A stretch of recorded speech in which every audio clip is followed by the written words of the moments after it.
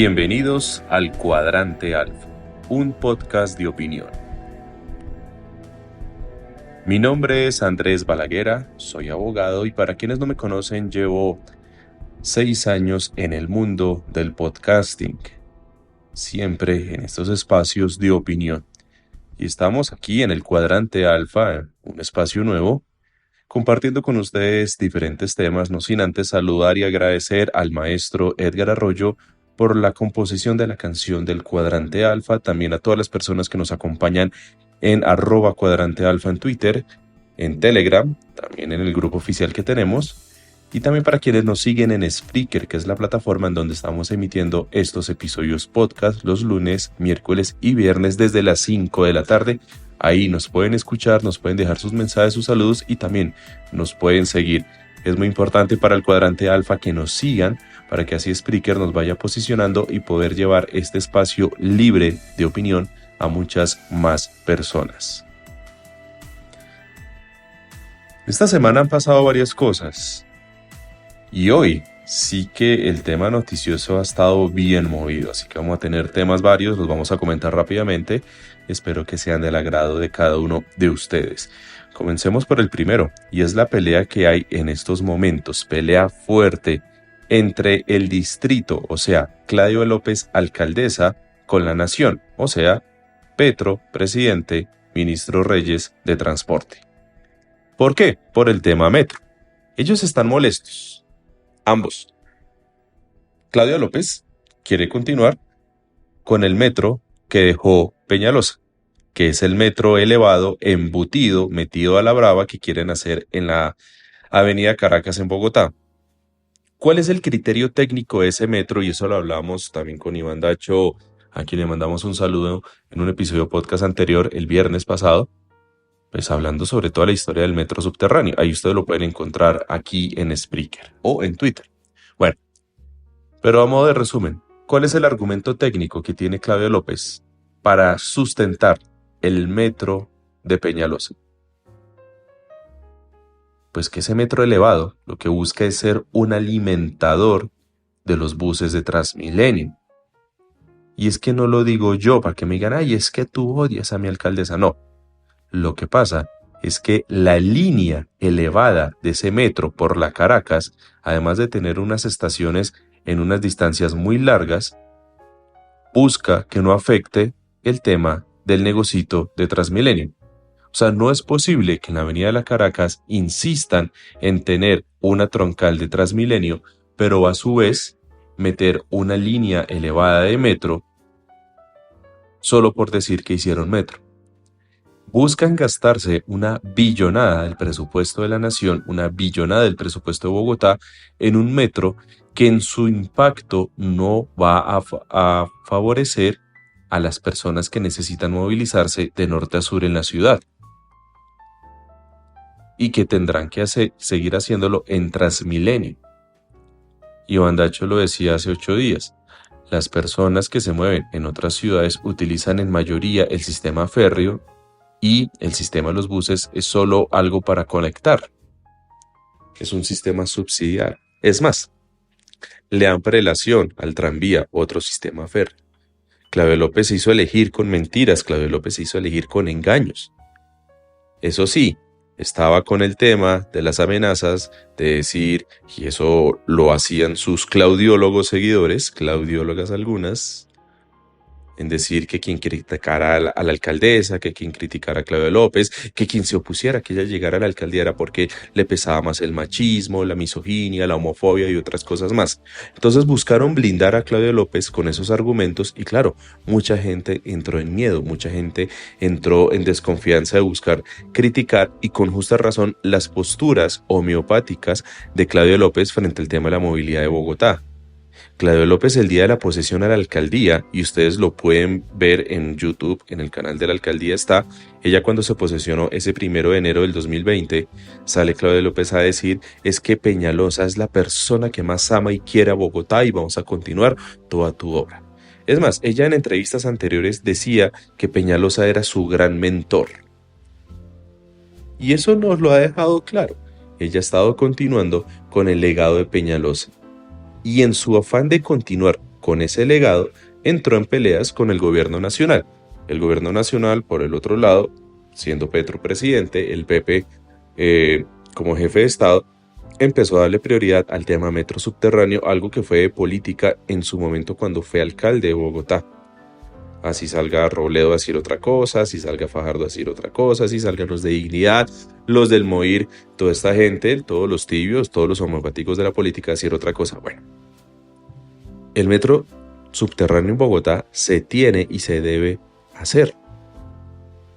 Y lo hablábamos con Iván Dacho. Es que es interesante que ustedes escuchen el programa que tuvimos hace 8 días con @Iván Dacho hablando al respecto, porque fue un programa muy completo contando toda la historia del por qué Bogotá no tiene metro y de cómo Peñalosa en 2 oportunidades lo ha frenado, lo ha revertido para favorecer el tema de Transmilenio y algo que Claudia López está continuando. Entonces, como lo habíamos comentado hace 8 días, se sentaron a negociar Claudio López, Petro, y llegaron a un acuerdo que en los siguientes 2 meses, a la sentada en esa reunión, se iban a destinar 2 mesas, una jurídica y otra técnica, para buscar, revisar, mirar alternativas y poder hacer una línea de metro subterránea en lo que va a ser la construcción de la primera línea. La segunda línea, paradójicamente, irónicamente, Claudia López sí dice que puede ser y tiene que ser subterránea, lo cual está bien, pero ella insiste que la primera línea tiene que ser elevada porque es que así lo quiere Peñalosa.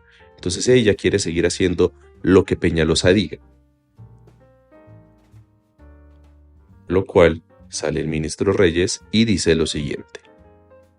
Claro, si no se acepta, como se ha venido diciendo, que se hagan las modificaciones propuestas dentro del marco jurídico, pues el gobierno también, en la medida que financia el 70% de los otros proyectos, pues esos otros proyectos se van a tener que pagar.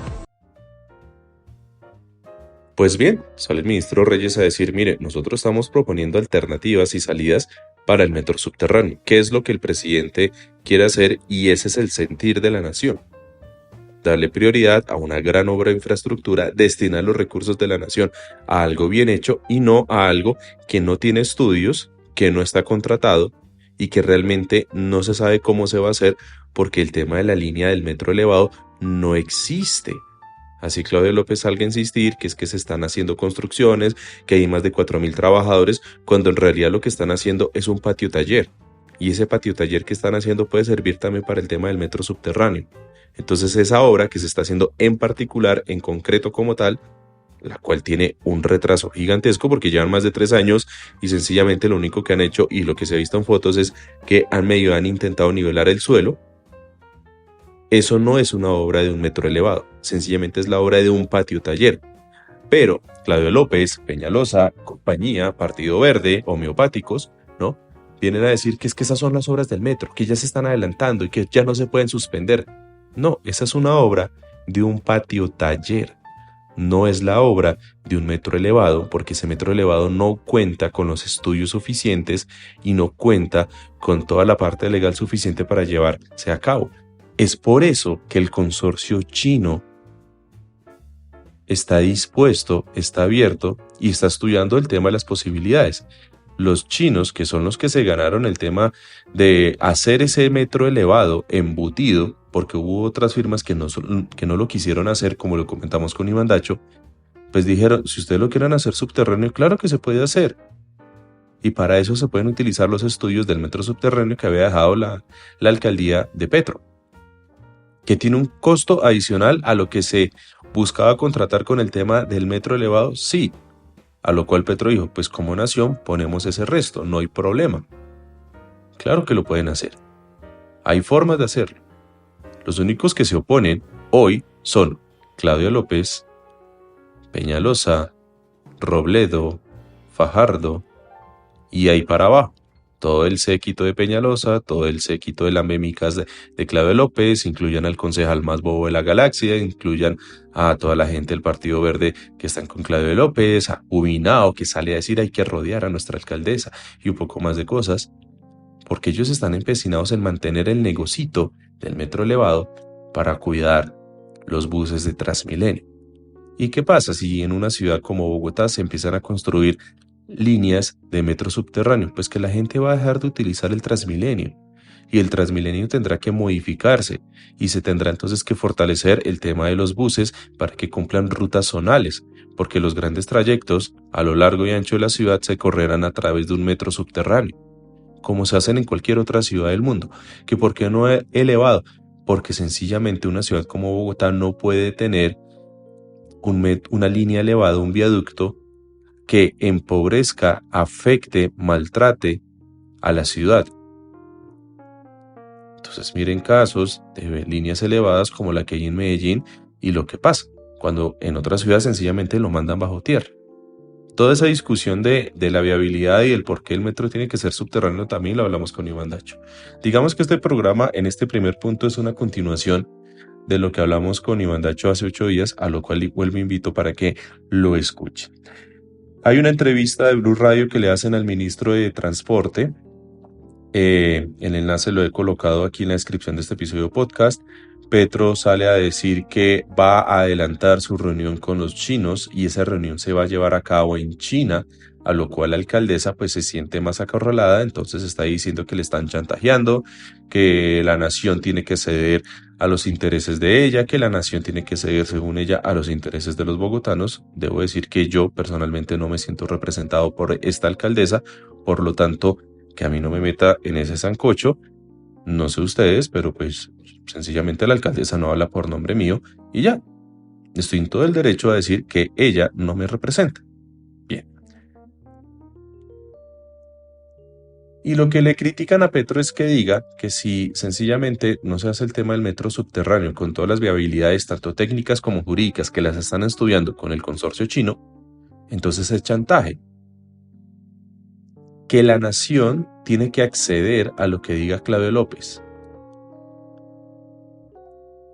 Y pues resulta que lo acordado entre la nación y el distrito es que la nación entrega el 70% y el distrito el 30%. Y pues en los negocios, en los acuerdos, el que pone más plata pone las condiciones. La chequera de la nación la maneja hoy el presidente Petro, el Pepe, como la manejó en su momento Duque, que eso le gustaba a Claudio López, como la manejó Santos, que eso le gustaba a Peñalosa. Hoy la maneja Petro. No la maneja Claudio López, no la maneja Peñalosa. Y pues se tienen que someter a eso. No pueden obligar a la nación a incurrir en unos gastos frente a unas clases de obras que desde la nación se ve que no son viables y que no beneficiarán a los bogotanos y por ende a la nación. Entonces ya salió Quintero a decir, bueno, si no van a hacer el tema Bogotá, pues ¿por qué no miran y lo hacen acá? Y otros alcaldes muy seguramente le estarán diciendo a la nación, bueno, nosotros sí queremos hacer grandes obras de infraestructura, Bogotá no quiere hacer eso, porque Bogotá sencillamente quiere empecinarse en algo que no es viable. Entonces mírenos a nosotros. Que si Petro ayuda a Bogotá a hacer el metro subterráneo, ¿tiene que ayudar a otras ciudades a hacerlo? Claro que sí, es una obligación de la nación y por temas de equidad. Si Barranquilla quiere tener un sistema férreo, tiene y le deben colaborar para ello. Que Medellín quiere ampliar el sistema férreo y llevar a subterráneo las líneas elevadas del metro, claro que lo pueden hacer. Lo mismo con Cali, con Bucaramanga, con otras ciudades. Hay que quitarnos el tema del negocio de los BRTs, que son obsoletos, que no sirven. No hay que favorecer más los intereses de Peñalosa. Y no porque la prensa lo diga, no porque salgan los amigos de Peñalosa a criticar, es que ellos tengan la razón. No. Miren los casos que hay en otras ciudades. Miren cómo grandes ciudades han hecho que su sistema férreo sea el eje principal para manejar el tema del transporte. Metro elevado, metro subterráneo, trenes de cercanías, tranvías sobre nivel de tierra. Y todo funciona bien. ¿Por qué Bogotá no puede tener eso? ¿Por qué Colombia no puede tener eso? ¿Por qué Colombia no puede tener vías férreas? ¿Por qué Colombia no puede tener en sus grandes ciudades sistemas férreos de transporte? Ah, es que esto afecta el negocio de los buses. Ah, es que esto afecta el negocio de los camioneros, de los que transportan carga. Entonces vamos para el mismo nivel de discusión de un Hugo Espina diciendo que no puede haber negocios de aplicaciones como Uber o como Didi porque es que eso afecta el negocio del gremio de los taxis. Entonces es que afecta. ¿Afecta a quiénes? A unos particulares, a unos pocos, en detrimento de la mayoría. La nación tiene la última palabra. La nación destina la mayoría de recursos. Claudia López será recordada en las siguientes semanas, en los siguientes días, frente a las decisiones que tome, en pro del bienestar general o en pro de mantener su interés particular junto al de Peñalosa en detrimento de una ciudad y por ende en detrimento de todo un país. Siguiente tema. Se confirma la condena en contra de Andrés Felipe Arias. Esto es por agroingreso seguro, Uribito, el que era el designado, el hijo político favorito de Uribe, el que era designado para suplirlo a él, para relevarlo a él en la presidencia de la República, pues fue condenado en una única instancia por temas de fuero por la Corte Suprema de Justicia, la Sala Penal, porque lo encontró responsable como ministro de Agricultura frente a todo el escándalo que sucedió con Agroingreso Seguro. Bueno, Andrés Felipe Arias, el uribismo, empezaron a pelear y empezaron a meter toda clase de recursos, entre esos una acción de tutela que llegó a la Corte Constitucional, en donde ellos alegaban que Andrés Felipe Arias y por ende los aforados tienen derecho a la doble instancia, que es un derecho universal. Es más, Colombia ha suscrito diferentes tratados internacionales en donde se concede el tema de la doble instancia. Y de la doble instancia se incluyó incluso mediante acto legislativo para los aforados. Vamos de resumen rápidamente. ¿Qué pasa con los aforados? Los aforados, presidente, congresistas o en este caso ministros, los cobijaba una única instancia. Al presidente lo entraba a investigar y a judicializar la comisión de acusaciones, que ya sabemos que hasta la fecha no han emitido ningún pronunciamiento a lo largo de la historia en contra de algún presidente. Pero resulta que también la Comisión de Acusaciones de la Cámara de Representantes se encarga de investigar a los magistrados de las altas cortes. Bueno, por ahí no ha pasado nada. Es un órgano político, es un órgano de elección popular que ejerce funciones judiciales, así lo quiso la Constitución. Bueno, la Constitución de Colombia es muy buena, pero no es perfecta, ahí tiene un error. Los congresistas. ¿Qué pasa con los congresistas? Los congresistas, su juez natural es la Corte Suprema de Justicia en la Sala Penal, en única instancia, en donde 9 magistrados de la Sala Penal de la Corte Suprema de Justicia falla, los investiga y falla. Lo mismo pasa con los ministros del gobierno. Los ministros son investigados por la Sala Penal de la Corte Suprema de Justicia.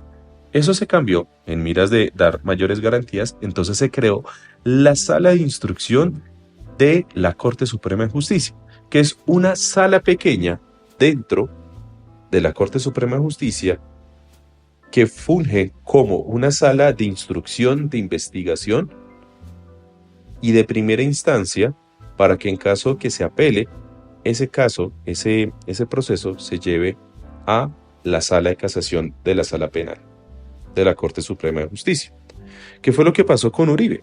Uribe, siendo congresista, empezó a ser llamado a indagatoria por parte de la sala de instrucción. La sala determinó que Uribe tenía que ser detenido, a lo cual Uribe renuncia al Congreso. La sala de instrucción entra a revisar el caso y determina que Uribe, en mi posición, considero que fue una determinación equivocada, teniendo en cuenta que hay jurisprudencia suficiente que establecía lo contrario, pero así la justicia, ni modo, hay fallos en los que uno no está de acuerdo, pero se acata, se acepta. Entonces, la sala de instrucción determinó que Uribe no tenía fuero y que por lo tanto su caso tenía que ser llevado por la Fiscalía en la jurisdicción ordinaria. Entonces ya vemos al fiscal Barbosa empecinado con el fiscal Jaimes y con otros que ha puesto al servicio de Uribe para que éste sea declarado inocente a través de un principio de oportunidad. Bueno, con Andrés Felipe Arias, su caso se llevó en única instancia. Él tuteló. La Corte Suprema, la Corte Constitucional le dio la razón y le dijo, sí, usted tiene derecho a una doble instancia. Para lo cual remitió el proceso a la Corte Suprema de Justicia para que revise en segunda instancia y por única vez su proceso. Pues bueno, Hoy, viernes 3 de febrero, en la página de la Corte Suprema de Justicia, enlace que he colocado en la descripción de este episodio podcast, titulan lo siguiente: Corte Suprema confirma condena contra exministro de Agricultura Andrés Felipe Arias. Al revisar el recurso de impugnación especial, recuerden la tutela que les comenté, la sentencia dictada en 2014, la Corte Suprema de Justicia ratificó la condena de 17 años y 5 meses y 8 días de prisión contra el exministro de Agricultura Andrés Felipe Arias Leiva, como responsable de los delitos de contrato sin cumplimiento de requisitos legales y peculado por apropiación. Con nuevos integrantes, la Sala de Casación Penal, el máximo tribunal de la jurisdicción ordinaria, confirmó que, en desarrollo del programa Agroingreso Seguro, el exministro desconoció los principios de contratación estatal de transparencia, planeación, economía y responsabilidad, y no evitó, y esto es clave, que particulares se apropiaran ilícitamente de recursos de agroingreso seguro. Así salgan los uribistas a decir: es que Andrés Felipe no se robó un peso. Continúo. La Corte también desvirtuó la inconformidad de la defensa frente al monto de la pena de prisión impuesta al exfuncionario. Concluyó que no es injusta ni excesiva, sino que por el contrario respeta el proceso de motivación, es proporcional, necesaria y fundada en los términos de la acusación formulada en su momento por el fiscal general de la Nación. ¿Cuál fue la fiscal general de la Nación que inició investigación penal en contra de Andrés Felipe Arias? Pues fue Vivian Morales. Vivian Morales fue fiscal gracias a la terna que le envió el entonces presidente Santos en el 2010. La Corte Suprema de Justicia la escogió ella, inició el proceso, gracias a las motivaciones y gracias al proceso disciplinario adelantado por Alejandro Ordóñez, un copartidario de Andrés Felipe Arias, ambos conservadores, recuerden ustedes, en donde Alejandro Ordóñez, procurador, determinó que Andrés Felipe Arias disciplinariamente era responsable por agroingreso seguro y lo inhabilitó también por 17 años. Entonces Vivian Morales, fiscal general de la Nación, lo investiga penalmente y lleva su caso a la Corte Suprema de Justicia. Entonces aquí vemos cómo la Corte Suprema de Justicia, en doble instancia, condena y confirma posteriormente el caso de Andrés Felipe Arias. Disciplinariamente la Procuraduría hizo lo mismo. ¿Y qué pasó? Que por allá los uribistas, más que todo el séquito de José Obdulio Gaviria, tumbaron el nombramiento de Vivian Morales, porque estaba siendo incómoda frente a los intereses del uribismo y estaba ejerciendo persecución en contra de los uribistas. ¿Y qué pasó después con Vivian Morales? ¿Cómo da de vueltas la vida? Bueno, que ella fue embajadora de Duque, del gobierno de Iván Duque, en Francia. Es más, su esposo Lucio se benefició con todas estas cosas. Curioso cómo nos da de vueltas la vida, ¿no? Ahí está para que ustedes lo tengan en cuenta. Pues bueno, ahí está entonces el tema de la condena de Andrés Felipe Arias. Dolor de patria para los uribistas. Se ha hecho justicia una vez más y se ha demostrado que Uribito, el número 2 que quería Uribe para que lo reemplazara en la presidencia, es un corrupto. ¿Es correcto decir que hoy Andrés Felipe Arias es un corrupto? Sí, es correcto. ¿Se puede decir que Andrés Felipe Arias es un hoy condenado? Sí. Así como lo fue en el 2014, lo es hoy, con sentencia confirmada en doble instancia por la Corte Suprema de Justicia, gracias a la tutela que le dio la razón a Andrés Felipe Arias y que sirvió para que en esta segunda instancia especial Andrés Felipe Arias fuera condenado otra vez. ¿Ya? Andrés Felipe Arias, el uribismo tuvo todas las garantías procesales, tuvo toda la garantía judicial para afrontar su caso y la justicia lo encontró en primera instancia y en segunda instancia excepcional como responsable. Continuemos con el siguiente tema. Un juez de la República admitió que ha utilizado una inteligencia artificial, el ChatGPT-3, que se llama, para sustentar sus fallos. Entonces empezó a armar una especie de polémica en Twitter, en medios de comunicación, también en el grupo en Telegram. Estuvimos charlando el día de ayer al respecto. Un saludo a don Ricardo de Software Libre.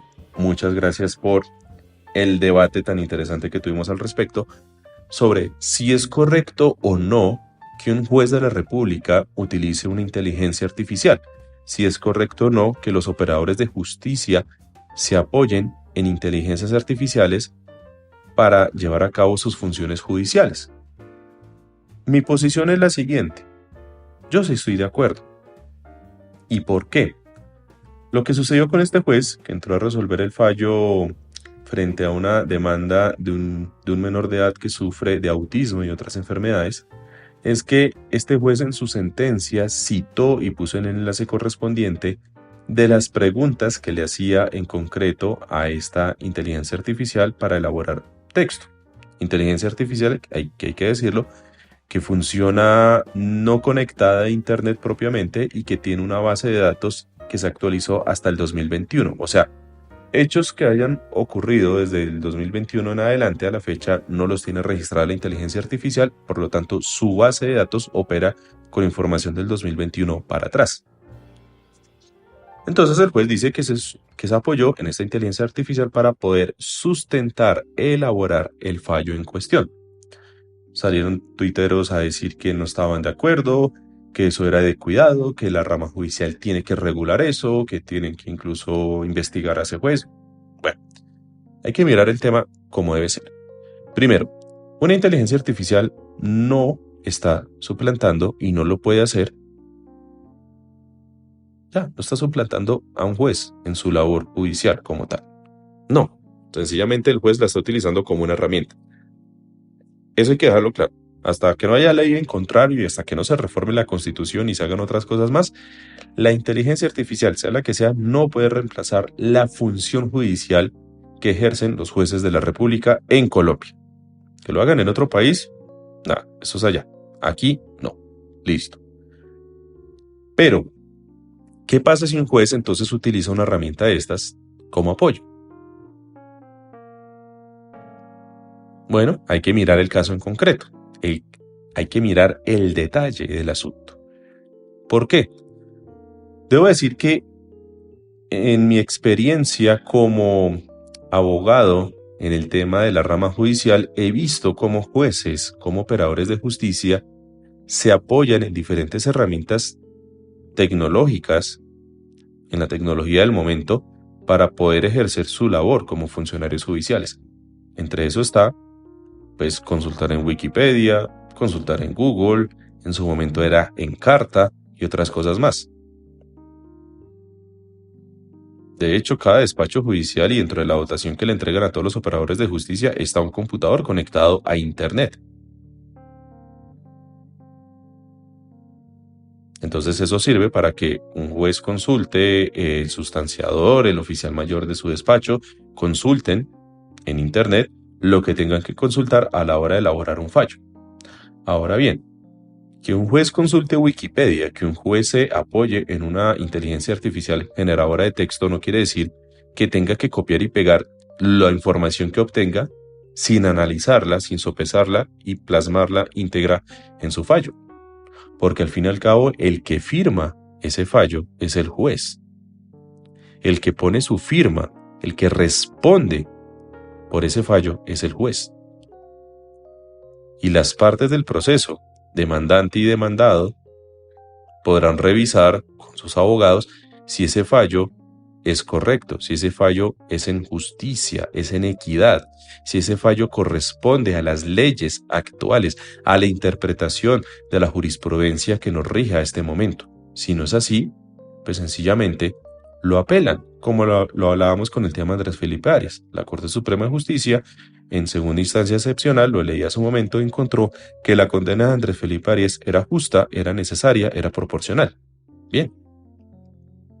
Entonces ese fallo, que por ejemplo un juez de la República le dio por pegar todo un párrafo de Wikipedia o le dio por pegar todo un párrafo de un texto generado por una inteligencia artificial sin revisarlo y resulta que las partes del proceso encuentran que ese fallo está equivocado, no se entiende, no se puede aplicar, está descontextualizado o incluso hace uso de leyes que no existen o de leyes que han sido modificadas y no han sido y las leyes que él menciona están desactualizadas, pues bueno, se puede apelar y va a llegar el juez superior, sea el tribunal, sea el que sea, a revisar ese fallo y muy seguramente lo va a tumbar.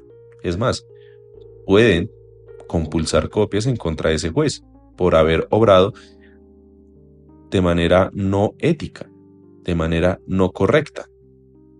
Porque sencillamente fue un juez chambón, un juez perezoso que copió y pegó una información. Eso está mal. Lo que no se reprocha es la Wikipedia como tal, lo que no se reprocha es la inteligencia artificial como tal, no, se reprocha la actitud chambona, por decirlo así, la actitud mediocre, hasta prevaricadora, de ese juez que sencillamente, por sacarla fácil, sacó un fallo mal hecho. Entonces, ¿cuál es el deber ser del juez? Bueno, si un juez quiere consultar un dato en específico en Wikipedia, y todos sabemos cómo opera y cómo funciona Wikipedia, lo puede hacer. Pero es que el juez, dentro del deber ser de las cosas y dentro de lo que se le reprocha a un juez, no se debe centrar a que sencillamente se inspiró, se basó en un único artículo de Wikipedia. Hay que ir más allá. El juez encuentra una información en Wikipedia y esa información en Wikipedia o en la misma inteligencia artificial le pueden servir como base para profundizar aún más en el tema. De hecho, Wikipedia es mucho más completa que la misma inteligencia artificial, en el sentido que en Wikipedia hay una completa bibliografía en cada uno de los artículos, en donde si uno le da clic a esos enlaces, uno puede ir profundizando esa información. Pero el juez tiene que ir más allá, y el juez se tiene que sopesar a la hora de estudiar un caso en las leyes actuales, en la jurisprudencia y en la doctrina. Entonces, un juez, ¿para qué puede utilizar Wikipedia? Por ejemplo, para buscar doctrina, para buscar datos en específico de algún exponente en un punto de doctrina del derecho, de algún antecedente histórico frente al desarrollo de un tema. Porque los funcionarios de justicia, a la hora de buscar leyes, pues hay un documento muy, muy valioso que es la Biblioteca del Congreso. De hecho, cada quien puede entrar, Secretaría del Senado, ahí pueden encontrar toda la parte de leyes y de jurisprudencia actualizada. Están los enlaces de las relatorías de las altas cortes. O sea, formas de buscar, las hay. Y dentro de la rama judicial están los mecanismos suficientes para eso. Entonces, que un juez solo se quede en el artículo de Wikipedia, pues ya habla muy mal del juez. Pero no habla mal que sea un juez diligente, que haya utilizado todas las herramientas de la rama judicial, relatorías y demás, para sustentar un fallo, entre esos un artículo de Wikipedia. ¿Ven? Lo mismo pasa con el tema de la inteligencia artificial. Que este juez en concreto la haya utilizado no es malo. Es malo si se corrobora que la información que le dio la inteligencia artificial, que no es infalible, haya sido mal interpretada, haya sido incorrecta y que el juez sencillamente no la verificó. Ahí sí estaríamos en un problema. Y algo que tiene toda la razón don Ricardo, lo cual me acojo completamente, es que mucha gente asume que la inteligencia artificial en general es sabia, que cada uno de sus postulados son correctos, que cada una de sus posturas son exactas, que no merece ningún juicio de contradicción, de reproche alguno. Y no, la inteligencia artificial, por ser artificial, se puede equivocar. La inteligencia artificial comete errores. Es más, estamos en una etapa de desarrollo de esa inteligencia artificial. Muchas de estas están en versiones beta, muchas de estas están en versiones de prueba, en donde se está retroalimentando y se está mejorando a través de la experiencia con la interacción de los usuarios. Y por el simple hecho de llamarse artificial, está sujeta a fallos, vuelvo y digo, está sujeta a errores. Por lo tanto, la información que le pueda dar a uno una inteligencia artificial a través de un chat, una inteligencia artificial a través de lo que sea, hay que cogerlo con pinzas. Hay que corroborar esa información. No hay que asumir que porque esa inteligencia artificial lo dice, es lo correcto. Este tema, este debate que tuvimos con Ricardo en el grupo en Telegram, lo pueden leer si me lo consultan directamente en Telegram o en Twitter. El enlace del grupo en Telegram está en la descripción de este episodio podcast. Es un tema muy interesante que sé que va a seguir dando de qué hablar. Las herramientas tecnológicas están para eso, para apoyarnos, para ayudarnos, pero siempre hay que dejar un gran espacio al criterio humano. Y recuerdo algo que siempre se ha preguntado y que ha servido de debate a lo largo de muchos años, y es que si las computadoras, si el piloto automático en un avión son tan capaces de llevar a cabo el vuelo, porque el tema del despegue y del aterrizaje siempre se deja a los pilotos, incluso a pesar de que se han presentado diferentes errores humanos que han conllevado accidentes. Porque la experiencia de ese piloto, porque esa capacidad de entender la situación del momento, gracias a esa experiencia, gracias a esas horas de vuelo acumuladas, son lo que le dan un mayor criterio que a una computadora. Lo mismo pasaría si volviéramos a que una inteligencia artificial se vuelva un juez. Una inteligencia artificial no va a ser capaz de entender, de discernir. Sencillamente la discrecionalidad de una inteligencia artificial, de una computadora, no es la misma que la de un ser humano, que sí está en la capacidad, a través de sus estudios, a través de su experiencia personal, de su experiencia académica, de su experiencia laboral, a entender un caso, a ser una persona que comprende ese contexto.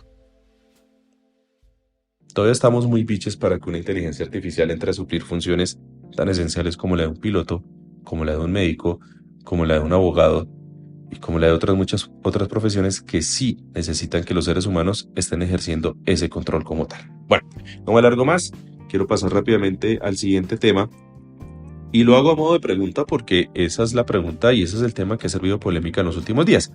¿Merece alguien que fue denunciado por feminicidio contar con la asistencia de un abogado? Y todo esto me lleva al caso de la disc-jockey Valentina Tres Palacios, quien fue brutalmente asesinada y que su cuerpo, su cadáver, fue metido en una maleta por parte de un ciudadano de Estados Unidos, un ciudadano norteamericano con quien ella estaba saliendo, y la dejó tirada en un contenedor de basura. El caso se está llevando a cabo, el caso está en las partes preliminares, en audiencias ante jueces de garantías, su captura se está revisando. Ahorita en las últimas horas leí que fue ordenada su captura y por ende su reclusión en un sitio carcelario, mientras el juicio, la etapa de juicio se lleva a cabo y mientras las investigaciones pertinentes se llevan a cabo. Bueno, he visto que personas en Twitter, incluso famosos, Flaco Solórzano, uno de ellos, por ahí tuve una respuesta con él a un trino que él sacó, empezaron a criticar que alguien como ese ciudadano norteamericano tenga derecho a una asistencia legal, que se esté criticando que la captura de él no se haya llevado a cabo conforme a la ley y que sencillamente esa persona tiene que ser condenada ya, de inmediato. ¿Por qué? Porque en los medios de comunicación soltaron unos videos, entonces eso llevó al convencimiento a las personas del común y establecen que él tiene que ser condenado sí y ya, y que esa persona sencillamente no puede ser representado por un abogado. Es más, he visto en Twitter como diferentes grupos de personas están diciendo y están indagando quién es el abogado de ese gringo, quién es el abogado del asesino de Valentina, quién es el abogado. Es que hay que saber quién es, hay que investigarlo, hay que hacerle el scratch. Y esto me lleva a concluir en este podcast lo siguiente. ¿Es correcto que un abogado represente a una persona como este ciudadano norteamericano que asesinó brutalmente a la disc-jockey colombiana? Sí. ¿Es correcto que alguien como Garavito haya tenido asistencia jurídica? Sí. ¿Es correcto que alguien como Uribe o el que sea tenga derecho a un abogado? Sí. Toda persona tiene derecho a tener y a gozar de una representación jurídica. Esto no se trata de un paredón, esto no se trata de liberan a Barrabás ni nada de esas cosas, sino que sencillamente una persona cuando está siendo llamada ante la justicia tiene el derecho y tiene, no es que pueda, no, es que tiene que ser, debe ser representado por un abogado. Hay que recordar el artículo 29 de la Constitución, artículo que a algunas personas en Twitter no les gusta. y es el del debido proceso. Dice lo siguiente, artículo 29 de la Constitución.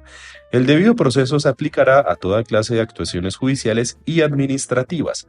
Nadie podrá ser juzgado sino conforme a las leyes preexistentes al acto que se le imputa ante juez o tribunal competente y con observancia de la plenitud de las formas propias de cada juicio.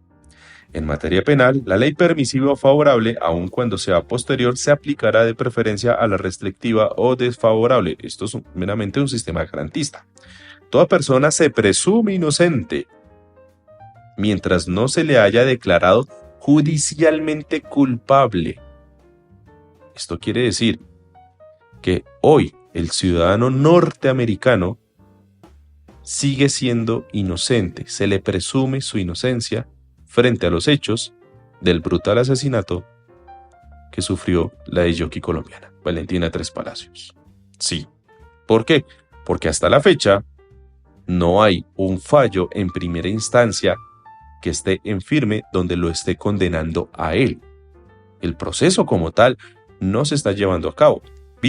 Lo que se ha visto en estos días son audiencias preliminares, no la audiencia de juicio como tal. Entonces, las garantías procesales, la presunción de inocencia, aún hoy en día, en este momento en que están escuchando este podcast, le cobijan a ese ciudadano. Ay, es que eso a mí me da ira, es que ese tipo no. Ay, es que a él deberían matarlo, es que cadena perpetua, castrarlo químicamente. Lo acabaron de escuchar en la primera parte del artículo 21 de la Constitución, que nadie podrá ser juzgado sino conforme a las leyes preexistentes. Y acá en Colombia, afortunadamente, no hay ni cadena perpetua, ni pena de muerte, ni castración química, ni nada de esas cosas. Continúo. Entonces, toda persona se presume inocente mientras no se le haya declarado judicialmente culpable. Quien sea sindicado tiene derecho a la defensa. O sea, que este ciudadano norteamericano tiene derecho a tener un abogado, sí. Y a la asistencia de un abogado escogido por él, o de oficio, durante la investigación y el juzgamiento. Resulta que ahorita estamos en la etapa preliminar que es de investigación. Ya posteriormente llegará la etapa de juicio en donde se revisarán las pruebas que se obtengan y se determinará si él fue culpable o si él es inocente. A un debido proceso, continúo, público, sin dilaciones injustificadas, a un debido proceso, ¿bien? A presentar pruebas y a controvertir las que se alleguen en su contra. Todo eso hace parte del debate probatorio que se hace en la etapa de juicio. A impugnar la sentencia condenatoria, o sea, el derecho a doble instancia, y a no ser juzgado dos veces por el mismo hecho. Es nula de pleno derecho la prueba, y ojo a esto, la prueba obtenida con violación del debido proceso. Estamos viendo que la defensa de este ciudadano norteamericano está alegando primero que la captura no se hizo respetando el procedimiento, algo que ya fue desmentido el día de hoy, viernes, 3 de febrero, en donde ya el juez de garantías que conoció en esta etapa preliminar este caso determinó que esta persona tiene que ser de una vez enviada a un establecimiento carcelario de forma preventiva mientras adelanta la etapa de investigación y se lleva su caso a juicio. Entonces ya por ese lado se le cayeron los argumentos al abogado. ¿Que el abogado está en todo su derecho de alegarlo? Sí. ¿Que ese abogado es malo? No, sencillamente ese abogado está cumpliendo con su trabajo. Ahora bien, si me lo preguntan a mí, Andrés, ¿pero usted representaría a una persona como ese ciudadano norteamericano? ¿Usted representaría entonces en aras del debido proceso a alguien como Uribe? ¿Usted representaría en aras del debido proceso y la presunción de inocencia a alguien como Garavito? Si me lo preguntan a mí, yo no representaría a alguien de ese tipo. ¿Por qué? Porque no es mi sentir, no es mi vocación ser litigante y no me interesa representar a personas de esa clase. Resulta que el abogado de este ciudadano norteamericano es un abogado de oficio, o sea, lo puso el Estado, o sea, es un abogado inscrito a la Defensoría del Pueblo. Y resulta que todos los que tenemos tarjeta profesional y que somos abogados, en algún momento nos han de llamar, nos han llamado, o nos están llamando para representar a personas que no tienen dinero con que solventar un abogado. A mí me pasó. A mí me tocó atender una vez, me llegó una citación de la Defensoría del Pueblo en donde me tenía que presentar en un juzgado en la carrera décima. Me entregaron todo un expediente porque había una persona que había cometido una serie de delitos y tenía que ser representado. Bueno, yo estuve llevando ese proceso hasta cierta parte. ¿Por qué? Porque conseguí un trabajo en el sector público y por temas de inhabilidades e incompatibilidades tenía que renunciar porque no podía estar trabajando para el Estado, recibiendo dinero del Estado, o sea, en el servicio público, y a su vez estar ejerciendo labores de abogado de oficio. A mí no me pagaban por ser abogado de oficio. Sencillamente es una obligación que como abogado, y cada uno de los que tiene tarjeta profesional saben que la tienen. En cualquier momento la Defensoría del Pueblo los llama porque es una labor social que el Estado nos impone a nosotros los abogados. En el caso de los que ya son de planta de la Defensoría del Pueblo, sí tienen un salario y tienen que cumplir unas metas y demás. Bueno, entonces a mí me tocó llevar un caso. Y era un caso, pues, preocupante porque era una persona de la cual, y por lo que vi y en la etapa que adelanté, habían suficientes pruebas. Entonces, ¿uno qué tiene que hacer como abogado? ¿Buscar que esa persona sea declarada inocente? No siempre. La labor de un abogado no es buscar que todas las personas sean declaradas inocentes. No. La labor esencial de un abogado en este caso es que se le lleve a cabo el debido proceso. Que la defensa que uno le haga esté enfocada a garantizar que el proceso se le está llevando en forma debida, conforme a las leyes existentes. Que si a esa persona tiene que ser declarada culpable, se le ponga la pena justa y proporcional, como lo leíamos con Andrés Felipe Arias en el caso. Esa es la labor de un abogado. Pero si el abogado determina a través de su juicio, a través del análisis de las pruebas, a través de los testimonios y diferentes pruebas que pueda reunir, que su cliente, su representado, sencillamente es inocente, pues bueno, hay que luchar por esa inocencia. ¿Qué va a pasar con este ciudadano norteamericano? Pues esperar a ver qué otras pruebas tiene la fiscalía. No se centren, por favor, en lo que la prensa encontró, en lo que la prensa demostró, en lo que la prensa publicó, porque al fin y al cabo la prensa no son jueces. A ellos les gusta, a la Philip les gusta ser jueces de todo. No, ellos no son jueces. Sencillamente son unos divulgadores que lo que hicieron fue mostrar una serie de videos que al parecer y dentro de la percepción que podemos tener, demostrarían una eventual responsabilidad, una eventual culpabilidad de este ciudadano norteamericano. Hay que conocer la otra parte, hay que ver qué más pruebas tiene la fiscalía. ¿Qué tal que haya sido otra persona?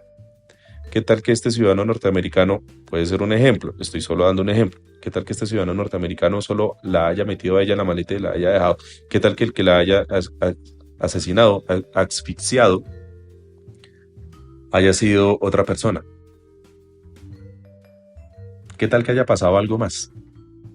Algo que no haya sido registrado a través de las cámaras de seguridad que la prensa publicó. Como ven, pueden haber pasado muchas cosas. Esperemos que el proceso salga. Y ese proceso muy seguramente llegará a casación. Habrá la primera instancia ante un juez de conocimiento. Seguramente se apelará. Llegará al Tribunal Superior, Sala Penal de Bogotá, y después se le interpondrá el recurso extraordinario de casación y será la Corte Suprema de Justicia, Sala Penal, la que tenga la última palabra. Entonces, esperemos. Mientras tanto, léanse el artículo 8, el artículo 8 de la Ley 906 del Código de Procedimiento Penal, que es el sistema penal acusatorio, que es el que trata de la defensa. Entre otras cosas dice, y resaltó el literal E, ser oído, asistido y representado por un abogado de confianza nombrado por el Estado. Será asistido gratuitamente por un traductor debidamente acreditado. ¿Qué pasó con la traductora que tenía este señor? Pues como que habla muy mal de la rama judicial, habla muy mal de la fiscalía, que no tengan a disposición traductores que hablen inglés. No estamos hablando aquí que hablen albanés, que hablen angolés, o sea, otro idioma, no. Estamos hablando de inglés. ¿Acaso entre la rama judicial, la Fiscalía y la Embajada de Estados Unidos no hay un directorio de traductores certificados que tengan conocimientos de lenguaje jurídico, de lenguaje técnico? Preocupante. Una persona que está siendo investigada, que está siendo denunciada, tiene derecho a tener una comunicación privada con su abogado, lo dice el artículo 8. A disponer de un tiempo razonable, de poder preparar su defensa, lo dice el artículo 8 de la Ley 906 de 2004. Entonces, ese argumento que hay en Twitter de decir que es que son malas personas los abogados que representan a esta clase de personas, no. Muy seguramente ese abogado de oficio, si hubiera querido, dice, no, yo no lo represento, objeto, mi objeción de conciencia, mi ética me lo impide. Bien, le asignan a otro abogado, pero esa persona necesita tener un abogado. Así esto no guste, así esto no sea popular entre muchos de las personas que andan por ahí criticando que en Colombia haya presunción de inocencia y haya debido proceso. Bueno, se me fue un poquito largo el programa el día de hoy, pero bueno, es viernes, que hijo de madres, descansen, tengan un buen fin de semana. Ya nos veremos la próxima semana, el lunes 6, el miércoles 8 y el viernes 10 de febrero con 3 nuevos programas hablando de otros temas de interés. Ya saben que el Cuadrante Alfa está en Spreaker inicialmente, ya próximamente estaremos en otras plataformas. Vamos creciendo, vamos paso a paso. Muchísimas gracias a todos ustedes y de nuevo tengan un muy buen fin de semana. Cuídense y pásela de lo mejor.